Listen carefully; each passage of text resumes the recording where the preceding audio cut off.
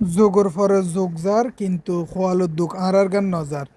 সরকার পরিবর্তন হইলো, এমপি পরিবর্তন হইলো, পরিবর্তন হইলো আর খোয়াল আর রাস্তা আইবে। আমরা বেগুনে সন এবার কানাগরি যত দিম উত্তর এবার অবস্থা খুবই খারাপ।